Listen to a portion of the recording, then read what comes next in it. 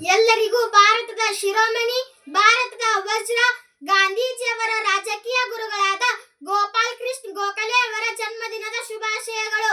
ನನ್ನ ಹೆಸರು ಪ್ರತೀಕ್ಷಾ ಮಲ್ಲಪ್ಪ ಮರೆಗುದ್ದಿ.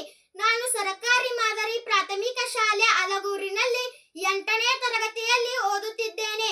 ಗೋಪಾಲ್ ಕೃಷ್ಣ ಗೋಖಲೆ ಅವರು 9 ಮೇ 1866ರಂದು ಮಹಾರಾಷ್ಟ್ರದಲ್ಲಿ ಜನಿಸಿದರು. ಇವರ ತಂದೆ ರಾಮಕೃಷ್ಣ ಗೋಖಲೆ, ತಾಯಿ ವಾಲುಬಾಯಿ ಗೋಖಲೆ. ಇವರ ಪತ್ನಿ ಹೆಸರು ಸಾವಿತ್ರಿಬಾಯಿ. ಇವರು 1889ರಲ್ಲಿ ಭಾರತ ರಾಷ್ಟ್ರೀಯ ಕಾಂಗ್ರೆಸ್ಸಿನ ಸದಸ್ಯರಾಗಿದ್ದರು. ಇವರು ಮುಂಬೈನಲ್ಲಿ ಶಿಕ್ಷಣವನ್ನು ಪಡೆದರು.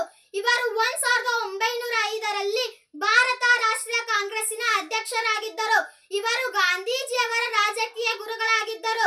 ಇವರು ಕಾಂಗ್ರೆಸ್ಸಿನ ಹಿರಿಯ ನಾಯಕರಾಗಿದ್ದರು. ಇವರು ಸರ್ವೆಂಟ್ಸ್ ಆಫ್ ಇಂಡಿಯಾ ಸಂಸ್ಥೆಯನ್ನು ಸ್ಥಾಪಿಸಿದರು. ಇವರ ಮೇಲೆ ಮಹಾದೇವ್ ಗೋವಿಂದ್ ರಾನಡೆ